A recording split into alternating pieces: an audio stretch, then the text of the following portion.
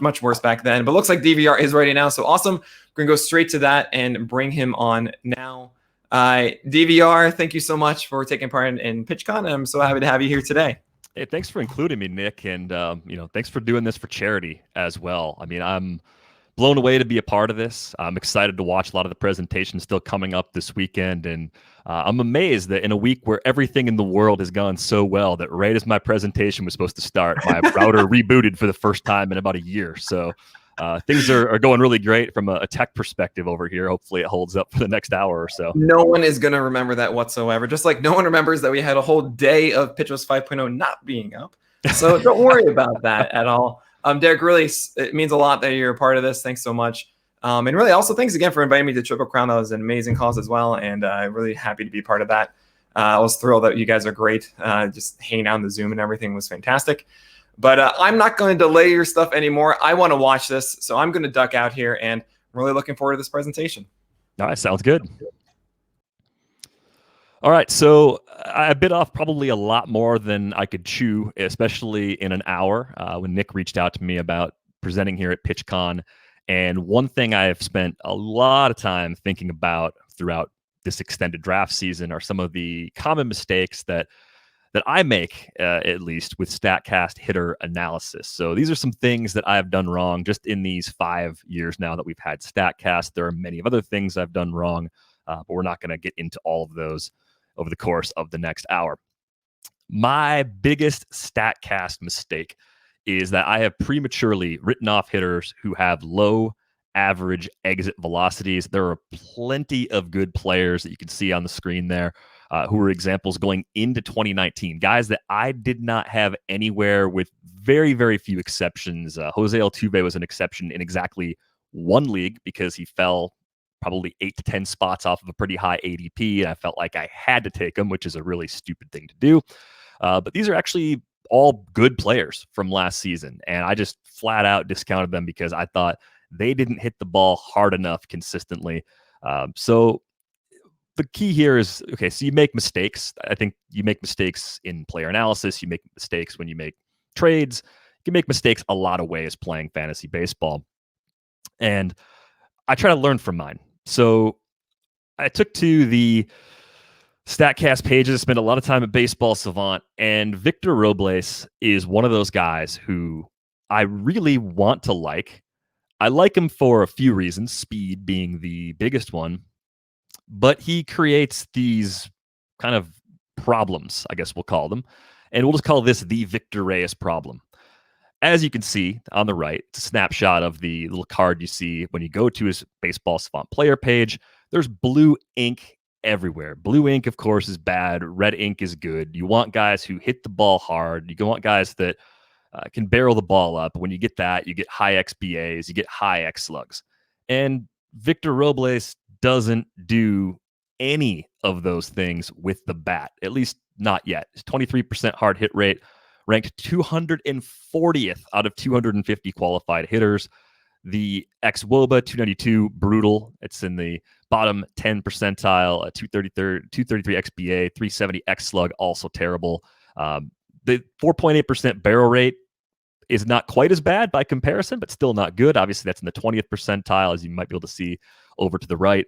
And he struck out 22.7% of the time, which was basically in his first full big league season. He, of course, debuted late in 2018. So of all the blue ink, the strikeout rate was probably the smallest concern, of course. The red ink we see at the bottom comes from mostly sprint speed, outs above average, which is one of the Statcast defensive metrics, and outfielder jump. So things that mostly don't help us from a fantasy perspective, but of course, being able to run fast does help steal bases, just not quite as much as we'd like. So I, like many people, draw conclusions from Statcast numbers, and this is one of my favorites. This is from the Siege, CJ Kaltenbach.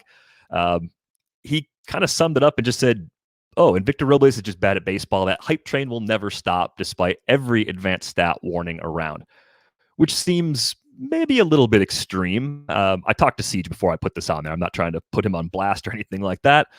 But what I think we're easy or quick to forget is young players don't always hit the ground running. We talk about this all the time. Not every young player is Juan Soto. And I think Soto's kind of interesting to mention here because if you go back just a couple of years ago, Victor Robles was the prospect ranked ahead of Juan Soto in that organization, right? Like the expectation was that the next great Nats outfielder was going to be Victor Robles, and maybe Juan Soto would get there eventually someday too. So main thing there is after one season, we don't want to write him off. But the siege doesn't stand alone. So this is my terrible pun. Everybody gets one. This was an interesting exchange I saw just a few weeks ago. Alex Rinaldi and Scott Genstead. And it was in response to Scott indicating that Victor Robles is one of his fades this year. And if you're not familiar with Scott, he hosts the RotoWire podcasts on Sundays. He's a very sharp NFBC player. And he's in kind of what I would say is my inner circle. If I don't have a good feel for what I think a player is going to do, he's on the short list of people I would blindly trust. If I said, hey, I don't really know what to make of Victor Robles, what do you think, Scott? Well, Scott's thoughts on Robles are here. I find his exceptional extreme lack of hard contact troubling. He's like Billy Hamilton-esque. He will get better, but I think the batting average is a risk, and the batting order may hurt the stolen bases. I just don't think he can hit yet. Fair points. And again, we're talking about a young player who's still finding his way. But what do the projections say? Because part of the problem with prospects especially is we in the fantasy community build up these expectations for them in our minds. And the numbers don't really care about prospects. Whoa, hello. Let's slow it down just a little bit. Sorry about that. Projections are pretty clear here. Like the projections are actually pretty good. The bat, Derek Carty's system, 273, 340, 448 with a 2030 season. That, of course, was when we were projecting full seasons, not the half or 2/3 season that we hopefully can get at this point. Ariel Cohen's system, as you can see, not too far off, a little lighter on average, a little lighter on OBP, 17 homers, 32 steals. A similar player, though, I think it's fair to say. A high draft day price, the May NFBC ADP, right around 70 overall. And it all is just kind of strange, right? It's like, okay, so the projections like him and kind of forecast him to get better, but the underlying numbers, these X stats, don't seem to like him at all. So you start asking questions like, well, how did Robles hit 17 home runs with such a low hard hit rate and such a low average exit velocity last season? And are we also maybe overlooking the fact that he had a 233 expected batting average last season, which is pitiful? So the first theory I had back when this came to my attention was that, well, Victor Robles does bunt a lot. And not surprisingly, Ben Clemens of Fangraphs had a piece last spring about this. It has a ton of amazing GIFs. And one of my favorite things about that piece is he took a look at the other guys who bunt as much or almost as much as Victor Robles. None of them have power like him. And that just makes me even more frustrated that Victor Robles bunts as much as he does. But as you look at the numbers here, 417 total batted ball events last season for Victor Robles, an 81 mile per hour average exit velocity, which is very, very low. It's near the absolute bottom of the list among qualified hitters. It is still better than Billy Hamilton. Billy Hamilton's kind of in a class of his own when it comes to average exit velocity. But I took the 25 bunts from last season. He averaged a whopping 45.2 miles per hour on those, took those out, 392 non-bunts, still an 83.3 mile per hour average exit velocity. Not great. Now, one of the cool things about the Baseball Savant leaderboards is that aside from barrel rate and exit velocity, they have exit velocity breakouts where they have fly ball and line drive exit velocity numbers. Looking at that, 88.6 miles per hour. That doesn't make things any better. So it's just not a skill set that really backs up mid-teens home run power. But hitting home runs is a skill, and he's doing it somehow. And I think back to some of the laws of gravity, I guess, in terms of playing fantasy baseball, which come from Ron Chandler. And he's said for years, draft skills, not roles. Once you display a skill, you own it.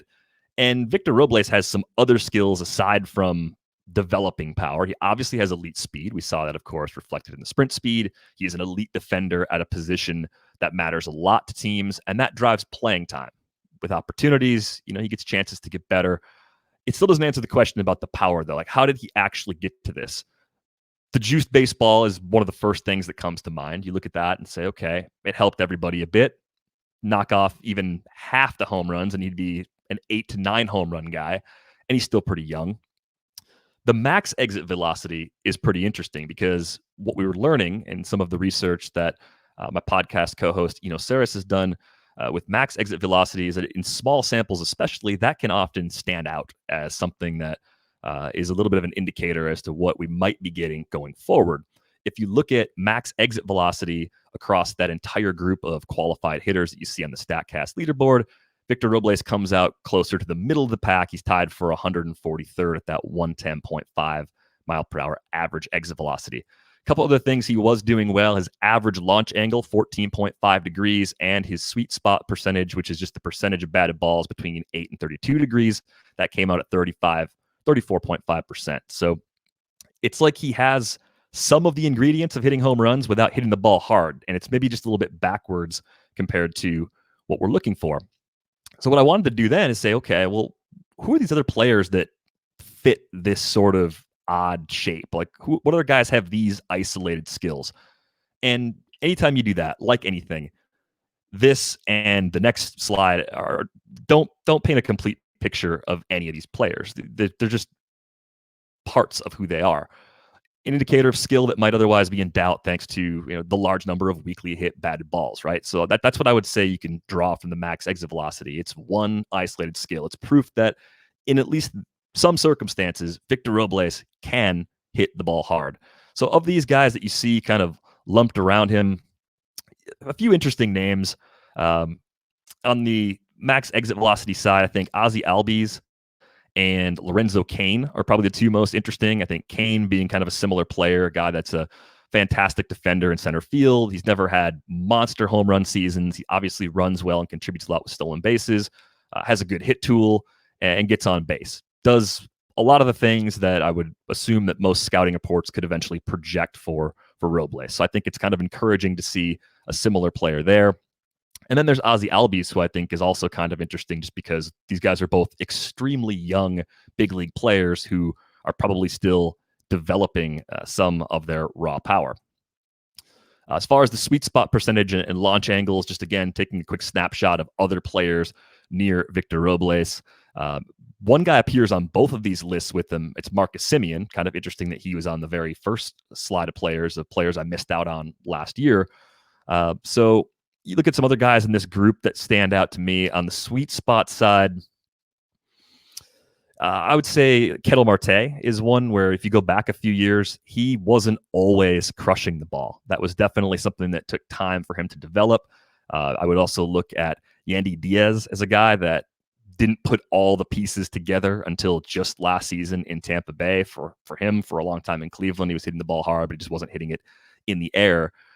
So I think what I'm really starting to look towards is this idea that maybe you can develop the non-power aspect side of hitting home runs and hitting the ball in the optimal way without the power up front. And I think, again, you have to also pull back and just for a moment look at the larger picture. So what we have here, of course, is the Fangraphs stats page for Victor Robles. And I think one of my favorite things about Fangraphs, they continue to keep prospect reports across the top. Looking at the hit tool, we're talking about a guy with a 60 grade hit tool. I don't think a 60 grade hit tool merges with a 233 XBA in the long run. So that leads to some questions. Above average speed, 70 speed, 70 fielding, 70 throwing, all sorts of stuff to like. And then you got kind of average game power and average raw power at 45 and 50. But the things that I think are really important to point out as you kind of look back at the overall body of work for Victor Robles is the low strikeout rates in the minor leagues. And I think in the upper levels, especially when you see guys who are striking out 15% of the time or less, which he did at AA in 2017 and at AAA in 2018, that bodes very well for long-term success. We saw increasing walk rates as he developed as well. So I don't think we want to look at 2019 Victor Robles' plate discipline as a 22-year-old rookie and say, well, that's who he is right now. Just as we don't want to look at the exit velocity numbers and say that's absolutely who he is right now, even though it's troubling. There's no easy way around that. So a couple of questions come to mind. So how much can he lower that K rate from 22.7% as he develops as a big league hitter? what is he going to bring to the table in terms of batting average going forward? I think the projections steering up are probably actually right in this case. I can kind of explain why, hopefully, in just a few minutes. And other questions come to mind too that are not even skills related, but where is he going to hit in the lineup? That was something that Scott brought up in that thread from the slide a couple back. Is he going to be buried in the 8th spot again? He spent most of his time last year in the bottom third of the order and still put together a fantastic season: 17 homers, 28 steals, and 86 runs, 65 RBIs. Those are good numbers for a guy stuck mostly in the bottom third of an order. And then the other question you start to ask too is, what have similar players in the Statcast era done? So anytime I think about a player like Victor Robles, I think of other top-end prospects, and probably the most similar top-end prospect for me right now would be a guy like Byron Buxton. He's further into his career, and he's a great reminder that things don't happen quickly. Even with top-end prospects, there can be a multi-year stretch of struggles. And I think in the case of Byron Buxton, it's probably further complicated by the injuries he had in the upper levels of the minors and injuries he's dealt with throughout most of his time as a member of the Twins.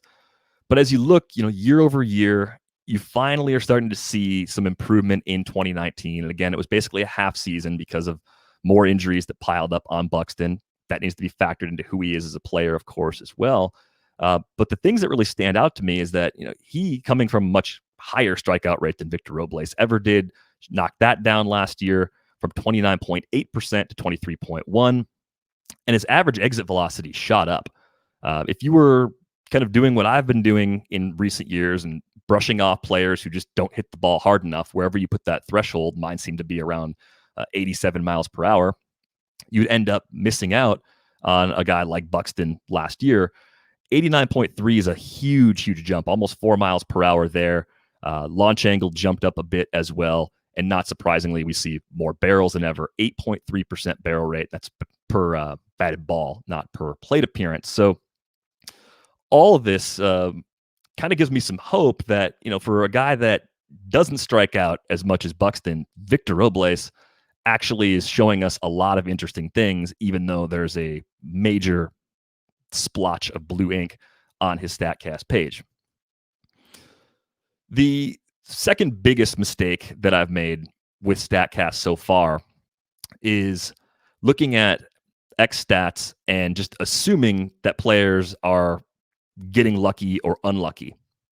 And expected outcomes definition, of course, up on the screen.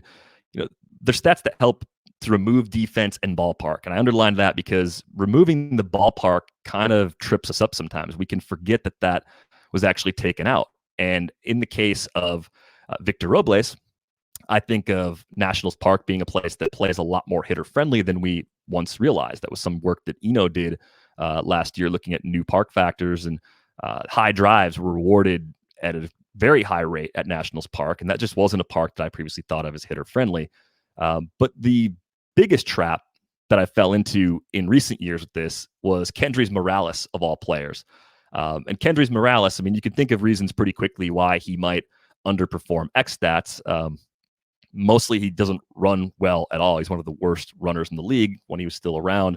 And I kept thinking like, oh, he hits the ball hard. He's going to get to all that power. The run production is going to be there. It's going to be fine. Kendrys Morales is going to bounce back. He'd be a guy that I'd keep picking up when other people would drop him, and he'd be this sort of dead weight on my team. And I think it was because I kept looking through some of the other elements of Kendrys Morales' skill set, which were actually very obvious. And I just thought, no, the X stats have to be right. He has to bounce back. He's one of the unluckiest hitters in the league. And as you looked at it more closely, you could realize, no, that really wasn't the case. I think in this case, I finally started to learn a little bit this offseason. And it happened when the Brewers actually made a trade for Omar Narvaez. And in 2019, Narvaez ranked in the 8th percentile average exit velocity, so 85.4 miles per hour, ugly. With that foundation, his X stats were much worse than his actual results. You could see a pretty big difference there. 254 XBA against a 278 average, a 422 X slug against a 460 actual slug, and a 324 X WOBA against a 345 WOBA. So how does this happen? How do you overperform that much. And I found something a little bit different for Omar Narvaez. This made this really scratch the itch. Sorry, I keep sliding around on everybody. The magic mouse is not magical, especially in the hands of me. But Omar Narvaez has this really odd thing in his spray chart that I think is pretty encouraging. And the thing that stands out to me is, as you look at where the hardest hit balls are, they're to his pull side. He's a left-handed hitter. And then you have this little cluster right over here of these blue dots, which are all low exit velocity balls. Obviously, those are going to bring down the average exit velocity, but those are something that he's kind of shown as a repeatable skill. I look back at 2018, which was a smaller amount of playing time, and he had a very similar distribution of batted balls. And I think what I realized here is that there are certain situations where even a guy that doesn't have a lot of power can display enough power to do damage. And that's exactly what I think Narvaez has done. And it got me kind of wondering, okay, maybe that's sort of what was going on with Robles too. In certain situations, certain types of pitches, he has enough power to do damage. In other situations, maybe he's hitting too many bad balls, hitting pitches outside the zone, just not getting pitches he can actually drive.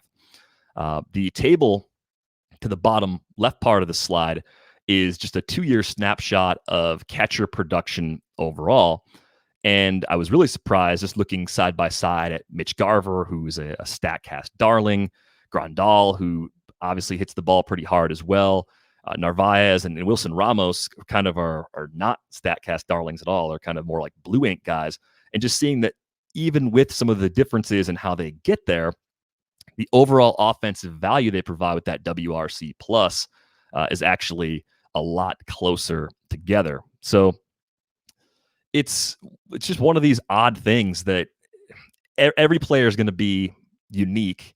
And I had this tendency to just say, oh, everyone's going to regress to the mean. Everyone's going to come back. It's kind of like when BABIP was new. We started using BABIP to look at hitters who were unlucky and pitchers who were unlucky. And then we realized everyone's going to have their own unique baseline. So I'm going to move on to the next slide here. I guess the main conclusion I have before I start taking questions, and I probably have raised more questions than I've actually answered here, is that I think we are very quick to dismiss players based on Statcast numbers that frankly are helpful, but they're only a very, very small part of what a player can bring to the table. And I keep looking back and hoping that we're going to unlock this magic cure, this perfect solution stat that just tells us everything we want to know about a player. But the fact of the matter is that's just not really going to happen. So again, the main takeaways for me is I've got to stop discounting players with low average exit velocities. You want to look more at the batted ball types. You want to look more at the player and what he's actually doing with balls in play. And if there is something like what Narvaez is doing where he's able to take pitches outside, kind of hit them softly, but still put them in play, that's got to be factored into our analysis a lot more than it certainly has been for me up to this point.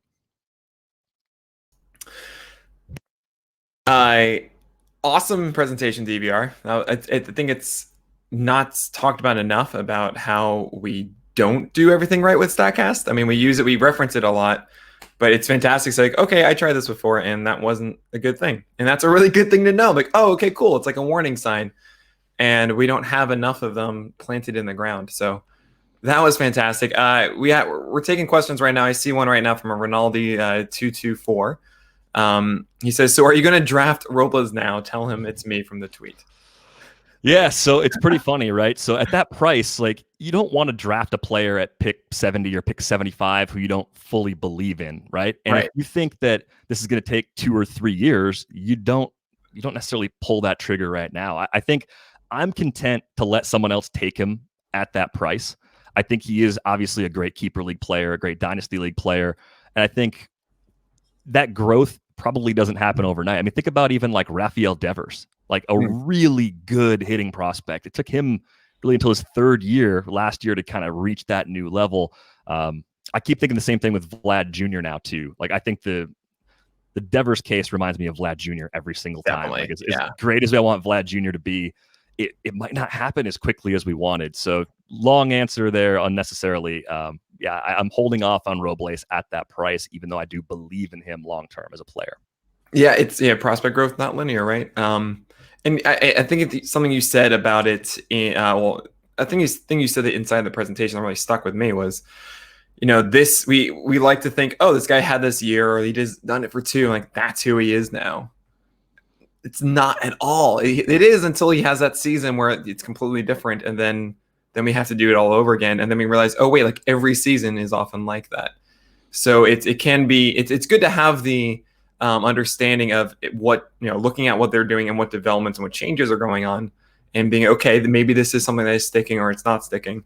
But that dramatic improvement can happen overnight almost. And we need to take that into consideration too when we're drafting all these guys. So we have some questions here. Yancey asks, DVR, do you gargle honey before you record? And not fair that your voice would be so smooth. I have never had to gargle honey. It sounds like a good thing to do if you had a sore throat, right? I do like the SportsCenter commercial. I forget, is it Rich Eisen, where they kind of treat it like it's between rounds of a boxing match. They come in a cup man, and they give him like a hot cup of tea. I'm really lucky. For as much as I talk, I don't lose my voice that often. I told you and Michael, you guys have like the deepest, roundest voices. It's unbelievable. It's crazy. All right. So we have something here from Poll Hitter 43. They ask, what's your process of researching a topic? By the way, I should note, Sarah Langs is next with her toolbox about researching topics. So you'll definitely like that more. But I am very curious about how you go about it, Vlad. Does the player dive lead to finding out other players bunched around him? Or do you find the cluster of guys from a specific filter that then single out players? Yeah, I think I've used kind of both of those techniques. I do try to find similar players, and then I try to look at multi-year trajectories of those similar players, because a lot of times you're not going to find perfect comps at the same age, of course. You're looking for guys that have already sort of gone down that path, maybe had to make similar adjustments. Maybe they had similar scouting reports. But you want to look for guys, at least I want to look for guys who hit the ball the same way, who maybe show the same sort of plate skills. And the best way to do that is to sort of cluster them into groups and filter down and work from there. So it's a really kind of tedious process, I guess. And maybe that's because I don't have an overwhelmingly strong statistical programming background where, someone like Jeff Zimmerman can just power through something so much faster than someone like I can. So I do have to try and come up with more of a hybrid sort of approach. Obviously, I'm not a scout either, so it's sort of like trusting my eyes, trusting numbers, and finding some patterns that make sense in terms of what people who do specialize in those evaluations are saying, and just trying to connect all the dots, I guess. Yeah, that makes a lot of sense. And kind of on the whole idea of, obviously of using Statcast and everything, I want to give you an opportunity kind of to, give you a spotlight a bit and tell me about an experience, maybe I'm sure that you've had, when you've jumped into the dark hole that is Statcast and found, or the rabbit hole, really, not the dark hole, where you've actually found something and say, hey, wait, why aren't we talking about this guy more, that's actually panned out and helped you be on a guy before maybe the rest of us were? Yeah, I think what I first started doing with it was lowering the thresholds on the main leaderboard, right? Because it does qualified hitters. Like if you pull it up, it sorts by barrels by plate appearance, which is weird because the player pages all are barrels by batted ball event. So that's always kind of frustrating, like crossing between the two. But if you lower the thresholds and you find guys that don't play a lot who might be ignored, you could end up landing on, I think, like Max Muncy is a guy that when he first got called up in 2018, there were two things that struck me. One was how hard he was hitting the ball, which came from Statcast, and two was just where the Dodgers were hitting him in the lineup. I think they were hitting him like second right away. Right. And part of the process there too was kind of looking back, like, okay, what was he doing last year? The year before that, he was in the minors, started hitting the ball in the air more often. Kind of again going down that series of tunnels to sort of figure out, like, okay, what is different about this guy? why are the Dodgers of all teams, a team that actually has good depth pretty consistently, why are they hitting him second? And then seeing something like average exit velocity or barrels in a small sample really start to pop. And again, that's where I think like max exit velocity is, as Eno's research has pointed out, that's something that can give you a heads up right away that, hey, look, this guy hits the ball really hard. So a lot of things, of course, in tiny samples don't really mean much of anything. So having something that means even a little is nice to have something to grab onto. Definitely. Yeah, that's a good call with Max Muncy. Nice. I remember actually that presentation in Florida, right, for Dino. He was talking about, I think, the peaks, like who has the best peaks, and like that might, I mean, you did a great job showcasing the average exit velocity isn't really the thing that we should be focusing on. And it's like, well, yeah, cool. The peak, when they can actually do something ridiculous, then it's like, well, okay, can you do that ridiculous thing again? And I thought that was a fantastic point that he made about it as well. So another question here: who are the better names of fantasy players that are now being overdrafted that Statcast is screaming that we should be fading instead? That's a great question. Yeah. So overdrafted Statcast players, because one of the arguments I would have, and I'm actually going to pull up a fresh leaderboard real quick and kind of by all means. It's one of these things where I forget where I've talked about this, so I'll talk about it with you because I think you probably have some pretty strong opinions on this. I think people are using mostly the same tools and mostly the same projections to draw conclusions about players, and that drives ADP, right? And that's the crux of most of our analysis, the same sets of projections and the same sets of tools. And there are some extremely bright people pushing research forward. I am not pushing research forward. I'm just talking about what other people are doing. And I think that does still create these clusters of groupthink, and it gets us on players that we shouldn't necessarily be as excited as we are. This year in particular, I think one thing I've heard a lot of, it's kind of a player type. Christian Walker comes up as like everybody's, hey, I missed out on the good first baseman, so I'm just going to take Christian Walker because he hit the ball really hard last year. Sure. And I don't know, like, is that a complete assessment? Is that just like okay, cool, we agree, we believe that? Like, is that enough? It's a good point. There's I would throw CJ Cron into that too. On the Tigers now, of course. I mean, they're pretty similar players, and I think the Cron question for me, I keep coming back to this, is why are good teams giving up on him in back-to-back off seasons? Why the Rays? I mean, that's part of what the Rays do. We talk about that all the time. Guys get expensive, they move on. They did it with Corey Dickerson as well. But the Twins, I would say, are a smart team. They ended up letting Cron go. They spent the money on Donaldson, moved Sano off third base, but those are two good teams just letting this guy go. So is that skill, is that ability to barrel the ball, like that individual skill is great, but is he missing some other thing? I mean, he doesn't get on base that much. That's probably a big part of it. He's not a good defender.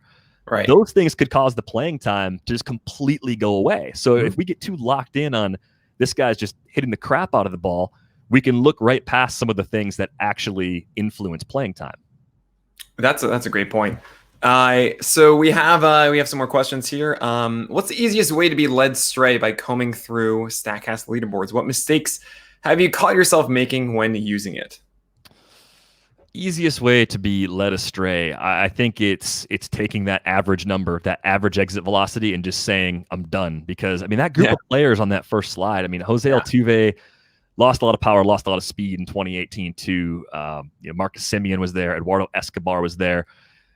There are unique things about all those players that drives fantasy value. Eduardo Escobar is a really weird example because I looked up, I ran a search for non-barreled home runs. I was like, who hits a lot of home runs that aren't barrels? Alex Bregman had 18 of them. Right, when I went into what I call the crawfish boxes. Yes, the crawfish boxes. Yeah. And Eduardo Escobar, I think, was 5th on the list with 10, which is quite a few. And he's just kind of a strange player because I think most of us were pretty comfortable with Escobar hitting more fly balls, kind of settling in as like a low 20s home run guy. I don't think anyone expected what we got from him last year. Right. And there's a few things he does really well. He hits a high percentage of his balls between that 8 and 32 degree range. He does actually put a decent number of balls in play. He's kind of a little bit like a below average strikeout rate sort of guy. and he plays a ton, right? So the volume's there. So it's like he doesn't have the barrel rate that pops or the red ink things that we're looking for, but he does enough things well that drives his playing time. And I think that's where the Chandler laws of gravity, as I referred to them, draft skills, not roles. Once you display a skill, you own the skill. Like those things are still true. Mm-hmm. I just think maybe we're all getting to this point where we're on similarly level playing fields for how we assess skills and analyze skills, that maybe the next wave of getting an advantage is actually being able to sort out playing time more accurately than the other players in your league. And it's really tough because you have to start thinking the way a big league team does, and you have to start paying attention to things that as fantasy players we don't necessarily pay a lot of attention to. Oh man, okay. Now you got my brain cooking, because I mean you were before, but now okay. So essentially what you could do is so we talk about like Dodgeritis as a pitching thing, but it's also kind of a hitting thing too, because they change their lineups all the time. They do the X, Y, and Z. I wonder if, like, given data, we can kind of determine the trends of managers, like how often they give veterans days off, how often they focus on lefty-righty splits. What are the percentages on a given day that this team will face a lefty this season based on their schedule that they have ahead of them? And then from that, determining a better PA model. And that might be that advantage that you're talking about. Of course, like if you can predict playing time, then that's obviously a huge thing. A guy who gets 500 plate appearances versus someone who gets 600, that's 20% extra production of that guy with 600 PAs, which is ridiculous. That's so much stuff. So that's a really interesting thought. I love that. Going back to the previous one before, we're talking about, I really like that you talked about like the group think, and they're all in our little bubbles about who we're on, and there's something driving that at the root of it. I mean, I've been seeing this, I think, a lot with Max Fried personally. I mean, I'm not saying like I don't love him. I mean, I don't really like it. I get it. I had him in the top 50 and stuff. But I'm seeing people like around 30 or so like go for Max Fried, and I think it's just I honestly can't really tell you what is driving it. I don't know. Do you have any thoughts on Fried? I wonder how much of it is draft pedigree, because it's the kind of thing that crosses my mind with any sort of player. Like if we ever had expectations based on broad evaluations of who a player was going to be, it's really hard to let those go. And I think maybe that's why I've been so stubborn with Byron Buxton for as long as I have been, right? So that could apply to any type of player. I mean, Fried, I'm sure because he was a high school lefty, someone on the draft broadcast that night comped him to Clayton Kershaw. I could say that with about 95% confidence, because every high school first-round lefty since Kershaw was drafted, they're like, well, he kind of looks like Clayton Kershaw. And it's Mackenzie Gore. Yeah, and like, well, that's unfair. Right. And I think we talked about it a little bit when you joined us on the pod last week. I wonder of the problems that Max Fried has. Walks have been a problem for him at a lot of stops. Is he the kind of guy where the command is just already maxing out? Like, do the pitches work well enough off of each other where he can get a lot better? Like, those are questions. I mean, I don't have the answer to those questions, but I think your concerns about Fried seem valid, because he falls right into that range in drafts where Nick Pivetta was last year, right? Oh, yes. The Nick Pivetta of 2020, as much as I hate so much to say that, and I like Max Fried a little bit more, but yeah. It's just like this dangerous spot in drafts. All I think it is, it doesn't have anything to do with the specific players necessarily. Mm-hmm. It's like a spot where a lot of owners are starting to get comfortable taking risk, right? It's around that like 8th, 9th, 10th round range. And I think that's when our judgment might be a little clouded. It's like, well, you got to get your guys at a certain point, right? So then you just have this mix. Like some guys in that spot, like Bieber was in that range for a while too, and I know he crept up like later in draft season. That was huge. That was a pick you got a ton of value from. So, I don't know. Like I think with Fried, I see some pretty ugly ratios in that track record, and I'm not convinced he's going to bring ace level ratios. He might bring close to ace level strikeouts. That's possible. He's on a good team. There's stuff to like about him, but is he overdrafted by a few rounds? I think you could definitely make that argument. So if you are, so I agree with all of that. Well said. Much better than I could. If you're not going for Freed around then, I'm just transitioning because I just feel very lucky that I get to have DVR here and I get to talk to him here at PitchCon. If you're not going for Freed at that point, then who would you rather go around the same price? I mean, I can pull up really quickly who are some of the names that are often associated around, I guess like the 40th starter off the board, something like that. So some names would be Matthew Boyd, Carlos Martinez, Julio Urias, Luke Weaver, and Andrew Heaney, and Sean Manaea, Kyle Hendricks. What kind of guys are you taking that leap when you're starting to take risks on pitchers? Hendricks would be someone I would definitely take over Fried, and they're such opposite players to invest in for a season. I mean, Hendricks doesn't throw hard. I kind of hate watching him. I made the mistake. I went to Vegas one summer and bet the Cubs when he was starting, and then sat there in the sports book for 3 hours and watched the game, and that was. Wait, you don't like watching Kyle Hendricks pitch? I don't like watching Kyle Hendricks pitch when I bet on him, even if I don't bet. I don't even bet that much money. It was just torture because he's not blowing guys away, right? Like it's a sweat the entire time. Yeah, it's definitely a sweat, but he's in control of what he's doing. It's just not. It's not gas. It's not nasty breaking pitches that are just so amazing that you're like, oh, okay, like he's in complete control of the situation and no one can touch him. It's like, no, guys can hit him. They just can't hit him hard. I think that was a big part of Alex Chamberlain's presentation yesterday. And Hendricks, it's just because it's not sexy at all, but I think he's undervalued. I think he's about as undervalued as Fried is overvalued. Oh, man. So, I mean, it's funny because, I mean, Kyle Hendricks has been paired with a different Braves pitcher that is Mike Soroka a lot. And that's generally been the conversation. I think we actually talked about it a bit last week. And, I mean, maybe... I don't know. It's a question of, I feel like Kyle Hendricks only has a way down to go. And if it's at a point where you can take risks, I might find myself, I mean, then again, I'm also someone like, you don't want to watch Kyle Hendricks, right? Every pitcher that I draft, I want to watch. Yeah. I want to watch and just be like, I'm so excited. It's Nola Day. Let's go. Turn on the TV. Let's watch every single pitch that Aaron Nola throws today. And I want that with everyone that's on my roster. So even if like John Means is going, I'm like, I'm stoked about John Means, like I want to watch this. Kyle Hendricks, I totally understand. It's just kind of happening. And I mean, it's at 86, even though we're not actually trying to hit the ball, if we tried to hit the ball at 86, we would struggle mightily, but nevertheless, it's for us, it feels like molasses a bit while we're watching. And of course, also like he throws a fastball over and they didn't hit it, but we're thinking if he does that again, he probably will hit it though, right? Like that was just a fluke.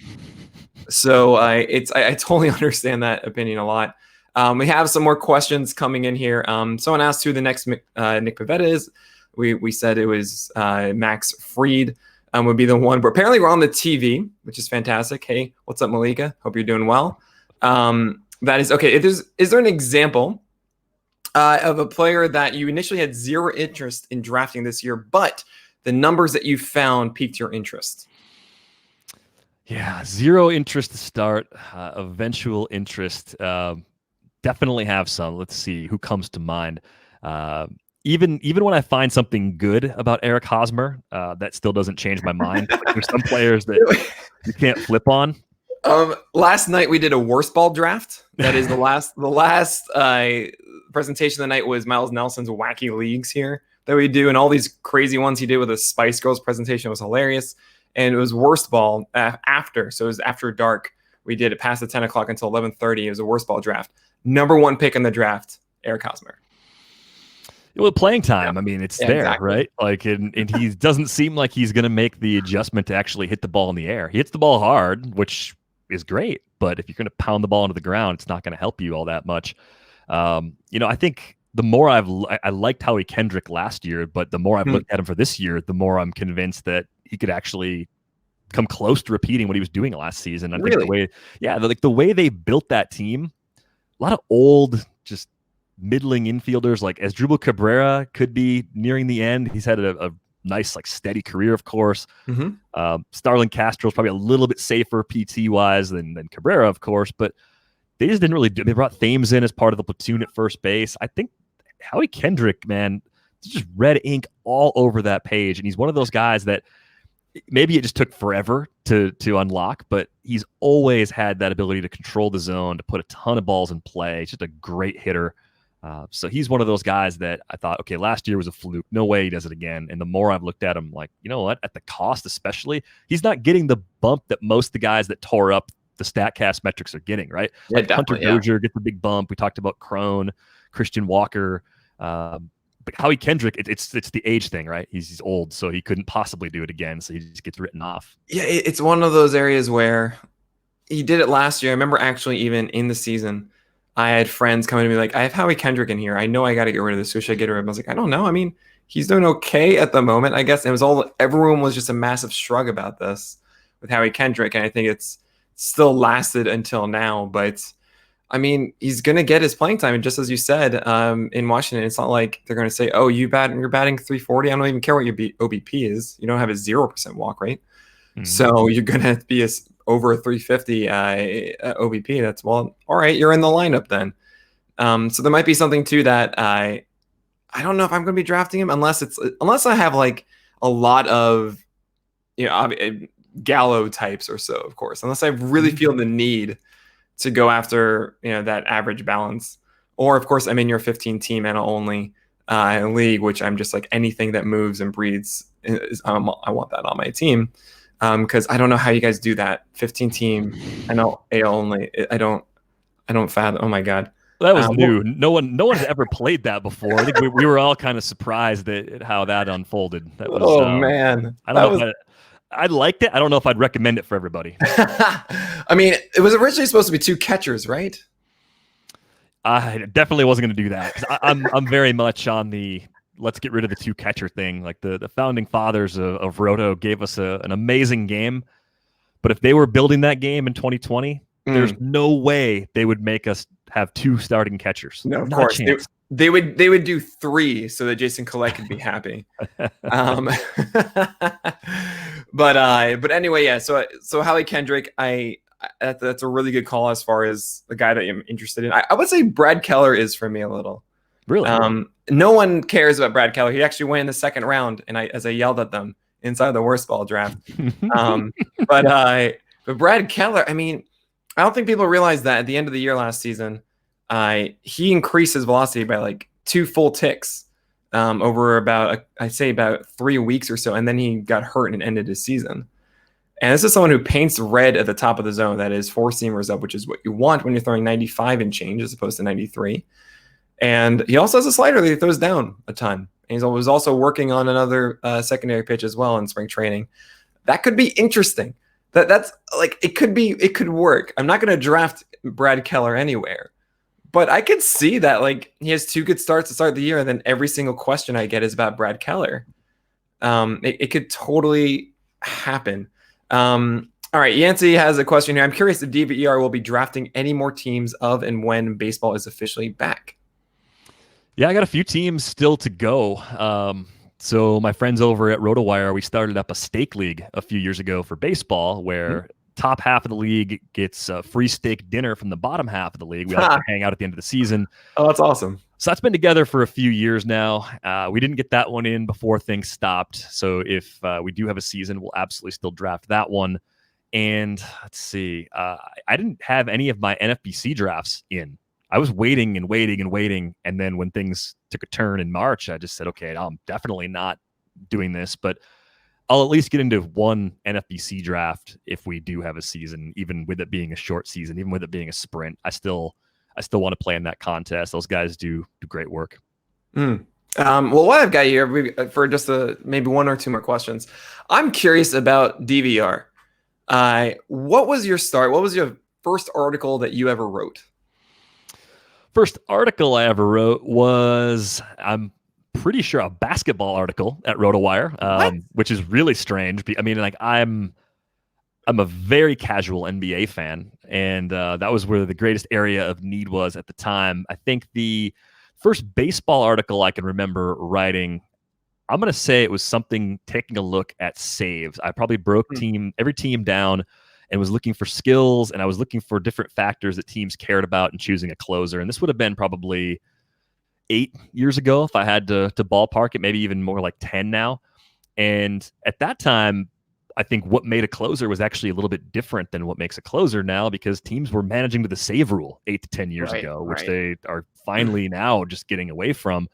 And I also think the weird thing that probably doesn't matter as much now as it used to is also just like the veteran guy that made more money sometimes would just get the chance because they didn't have a skill standout, right? It was the veteran presence, the seniority, like that would drive the decision. So I was trying to look at all different factors and find something that worked. And I'm sure it was a very mediocre article.